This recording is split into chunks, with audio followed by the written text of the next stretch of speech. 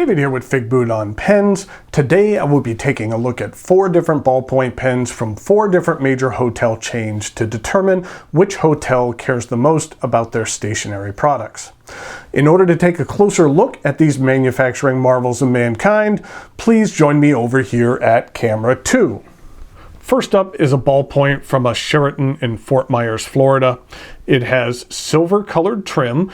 This is not sterling silver, and the barrel is a matte blue resin, which is definitely not precious.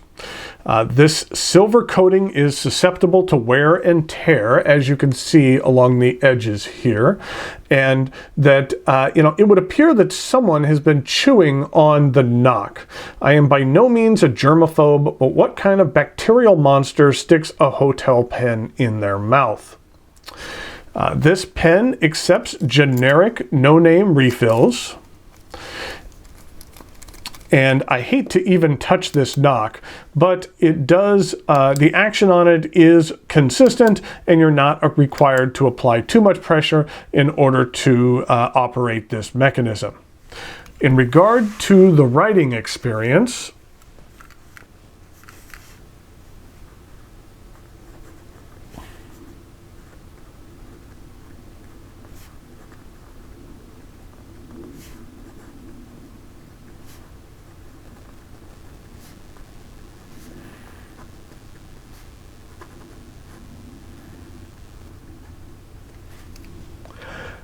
it feels a bit like dragging a tantrum-throwing toddler through a department store.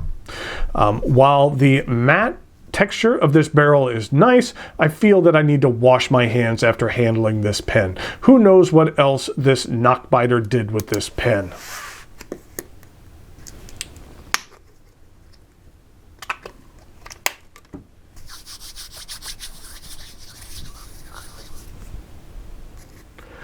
Next up is this beauty from a Hyatt in Cincinnati, Ohio. This ballpoint has a thin, clipless look, not by design, mind you. The clip has been unceremoniously removed from this pen, leaving this gaping wound where the clip should reside. You twist to extend the tip here, and that this is a one-fill pen. It's not something you can disassemble and refill once the ink is depleted, which means you will not be able to pass this down to your grandchildren for them to enjoy. Let's go ahead and see how this pen performs.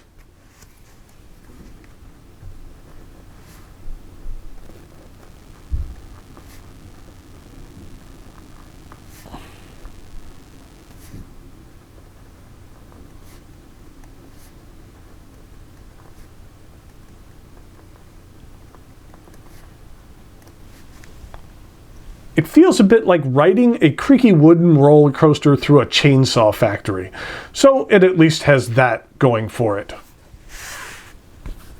Third on this illustrious list is a pen from a Marriott in New York City. The designer of this pen apparently went to the Parker Urban School of Bulbous Pen Design. The trim is silver, again, not sterling, and the barrel is a lighter matte silver with the Marriott insignia. The section is adorned with this red plastic grip, which has a bit of a rubbery feel to it, but don't be fooled, it's not rubber. It is indeed an expensive plastic. The band on this pen has actually already been broken. Let's get a close-up look of that, and sustained a crack, so that would significantly affect its resale value. The knock on this pen is sufficiently smooth. In regard to a writing experience,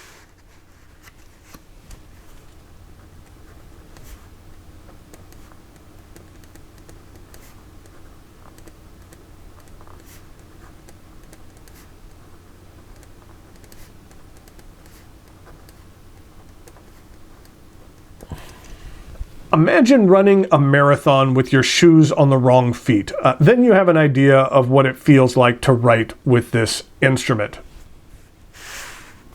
Finally, there is this beauty from an Atlanta Hilton. These two masterpieces look like cheap knockoffs of one another. The Hilton at least still has its clip on. Like the Hyatt model, this pen twists to open and cannot be refilled. I did notice, however, some significant damage on the end of this section, which would definitely void the manufacturer's warranty on this device. In regard to the writing experience,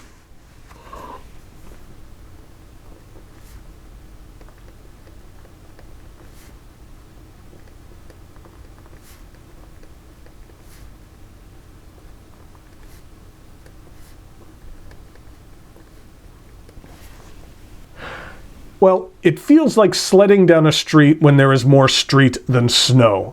Not particularly glorious.